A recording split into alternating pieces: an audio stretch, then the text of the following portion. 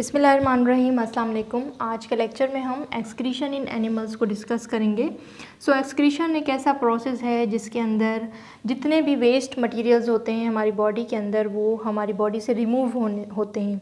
और ऐसे वेस्ट को अगर हमारी बॉडी के अंदर रखा जाए तो हमारी बॉडी कोमे में जा सकती है, हमें डेथ हो सकती है, बहुत सारे प्रॉब्लम्स हो सकते हैं हमारी बॉडी के अंदर।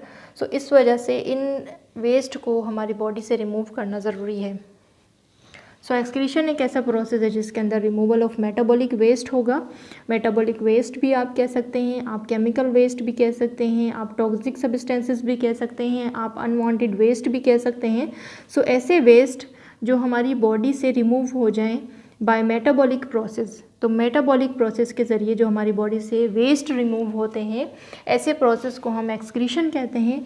और मेटाबॉलिक प्रोसेस को हम मेटाबॉलिज्म भी कहते हैं। जो फूड हम खाते हैं उसकी ब्रेकडाउन होती है हमारी बॉडी के अंदर, जिसको हम मेटाबॉलिज्म कहते हैं। मेटाबॉलिज्म दो तरीक़ों से होगी, कैटाबॉलिज्म और एनाबॉलिज्म। कैटाबॉलिक प्रोसेस को हम कैटाबॉलिज्म कहते हैं और एनाबॉलिक प्रोसेस को हम एनाबॉलिज्म कहते हैं। कैटाबॉलिज्म के अंदर डिस्ट्रक्टिव प्रोसेस होंगे, यानी कि लार्ज मॉलिक्यूल्स टूटेंगे छोटे मॉलिक्यूल्स के अंदर। सपोज़ करें कि प्रोटीन्स की ब्रेकडाउन होती है अमीनो एसिड्स के अंदर।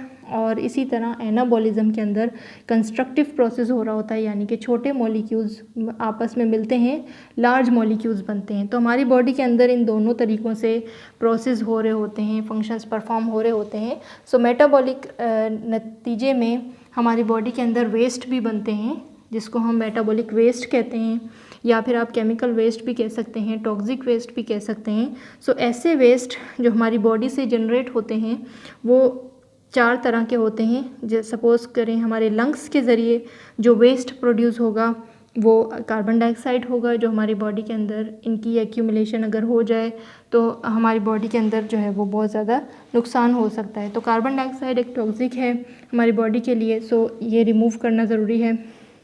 हमारी स्किन के ज़रिए पर्सपायरेशन होती है, यानी कि जो साल्ट और वाटर एक्सेस होता है हमारी बॉडी के अंदर वो रिमूव किया जाता है। इस तरह से ये टॉक्सिक होता है और पसीने के ज़रिए जो है वो हमारी बॉडी से रिमूव कर दिया जाता है। किडनी के ज़रिए जो है वो रिमूव किया जाता है यूरिन को, जो कि एक लिक्विड वेस्ट है, और यूरिनरी सिस्टम के ज़रिए हमारी बॉडी से रिमूव किया जाता है, जो हम नेक्स्ट लेक्चर में इसे कंप्लीट से पढ़ेंगे। और डाइजेशन के प्रोसेस के ज़रिए हमारे सॉलिड वेस्ट यानी कि फीसिस को रिमूव किया जाता है। इस तरह के जो वेस्ट जनरेट होते हैं मेटाबॉलिक रिएक्शंस के नतीजे में, ऐसे वेस्ट को हम मेटाबॉलिक वेस्ट कहते हैं। आज हम नाइट्रोजिनस वेस्ट को डिस्कस करेंगे। जो नाइट्रोजिनस वेस्ट, हम ऐसे वेस्ट को कहते हैं जिसके अंदर नाइट्रोजन प्रेजेंट होता है। और आप लोगों ने बायोलॉजिकल मॉलिक्यूल्स वाला चैप्टर पढ़ा होगा और आप लोगों को मालूम है उसके अंदर हमने बायोलॉजिकल मॉलिक्यूल्स को कंप्लीट पढ़ा है। प्रोटीन्स के अंदर जो है वो नाइट्रोजन प्रेजेंट होता है और न्यूक्लिक एसिड के अंदर नाइट्रोजन प्रेजेंट होता है। ये दो ऐसे बायोमॉलिक्यूल्स हैं जिनके अंदर नाइट्रोजन एक्सेस अमाउंट में प्रेजेंट होता है। और प्रोटीन्स हमारी बॉडी के अंदर कभी भी स्टोर नहीं होता। ग्लूकोज और फैटी एसिड्स हमारी बॉडी के अंदर स्टोर हो सकते हैं, बट प्रोटीन्स जो है वो हमारी बॉडी के अंदर ज़्यादा देर तक जो है वो स्टोर नहीं रहते। इस वजह से प्रोटीन्स हमारी बॉडी से रिमूव हो जाते हैं in the form of ammonia, urea and uric acid. ये नाइट्रोजिनस वेस्ट हैं, एनिमल्स की बॉडी के अंदर बनते हैं। और सबसे पहले जो है वो अमोनिया है, और अमोनिया एक ऐसा वेस्ट है जो हाईली टॉक्सिक इन नेचर है। सबसे ज़्यादा ऐसा टॉक्सिक मटेरियल कह लें या टॉक्सिक वेस्ट कह लें जो है वो अमोनिया है। और अमोनिया एक गैस है जो कि हाईली सॉल्यूबल इन वाटर है, वाटर के अंदर डिज़ोल्व होता है, और हाईली डिफ्यूजेबल है। क्योंकि ये गैस है तो ये हाईली डिफ्यूज़ होगा, तो ये अक्रॉस द बॉडी बहुत फ़ौरन से डिफ्यूज़ हो जाता है, या फिर सेल मेम्ब्रेन्स के ज़रिए जो है वो डिफ्यूज़ हो सकता है ये। 1 gram of ammonia requires 500 millilitre of water to dissolve और to remove. 1 gram of ammonia को 500 ml वाटर की नीड होगी उसकी टॉक्सिसिटी को कम करने के लिए। यानी कि उनकी एनिमल्स को अपनी बॉडी से वेस्ट को रिमूव करने के लिए वाटर की नीड होगी। ऐसे एनिमल्स जिनको वाटर की नीड ज़्यादा होती है, क्योंकि उनका वेस्ट जो है वो अमोनिया होता है।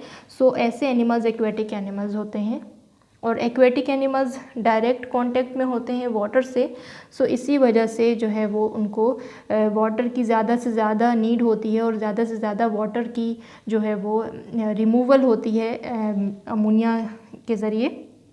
सो फिशेस हैं जो फ्रेश वाटर फिशेस हैं, फ्रेश वाटर इसलिए क्योंकि फ्रेश वाटर के अंदर प्योर वाटर की कंसंट्रेशन ज़्यादा होती है। सो फिशेस जितने भी हैं एक्वेटिक एनिमल्स के उनका जो वेस्ट होगा वो अमोनिया होगा। और प्रोटोजोन्स हैं, माइक्रोस्कोपिक एनिमल लाइक होते हैं ये प्रोटोजोन्स, इनका जो वेस्ट होगा वो अमोनिया होगा क्योंकि ये वाटर में होंगे। और स्पंजेस हैं, सीलंट्रेट्स हैं जिसे हम नाइट्रेरियंस कहते हैं। सो इस तरह के एनिमल्स जो होंगे इनका वेस्ट जो होगा वो अमोनिया होगा क्योंकि ये वाटर के अंदर होते हैं और वाटर के अंदर अमोनिया जो है वो डिज़ोल्व हो सकता है, हाईली सोल्यूबल इन वाटर होता है। सो इस वजह से जो एक्वेटिक एनिमल्स हैं उनका जो वेस्ट है वो अमोनिया है। सो नेक्स्ट नाइट्रोजनस वेस्ट जो है वो यूरिया है जिसका मॉलिक्यूलर फार्मूला यहाँ पर मेंशन है। सो इनके अंदर भी नाइट्रोजन प्रेजेंट होता है। सो इस वजह से ये नाइट्रोजनस वेस्ट होते हैं और ये लिक्विड फॉर्म में होते हैं। और हमारी बॉडी के अंदर आप लोगों को मालूम है लिवर एक स्टोरेज ऑर्गन है और प्रोटीन्स जो हैं वो एक्सेस हमारी बॉडी के अंदर स्टोर नहीं होते।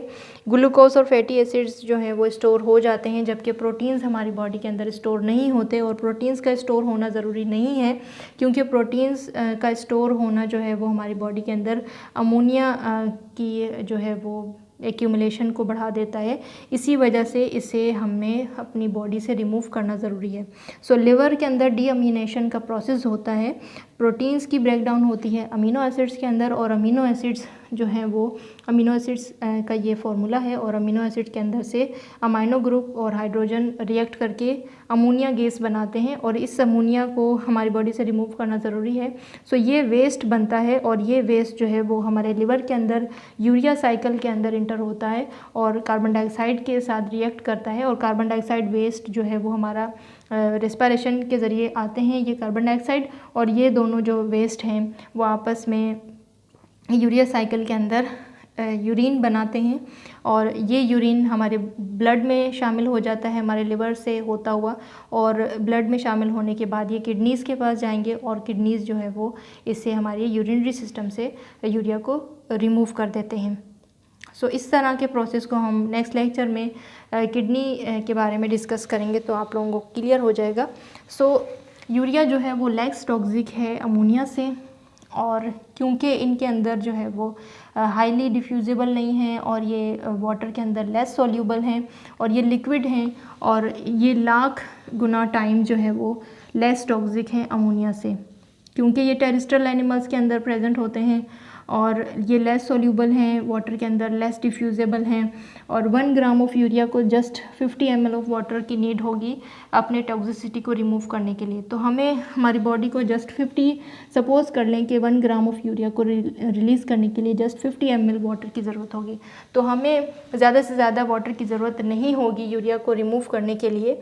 सो हम अपनी बॉडी के अंदर वाटर को कंजर्व कर सकते हैं।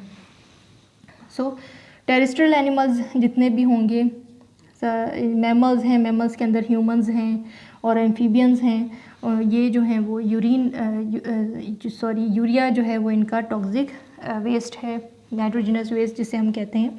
और एक्वेटिक एनिमल्स के अंदर जो मेरीन वर्टिब्रेट्स हैं जैसे कि बोनी फिशेज़ हैं और शार्क्स हैं, इनका जो वेस्ट होगा वो यूरिया होगा। और ऐसे एनिमल्स जो urea as a nitrogenous waste remove करते हैं उसे हम यूरोटेलिक एनिमल्स कहते हैं।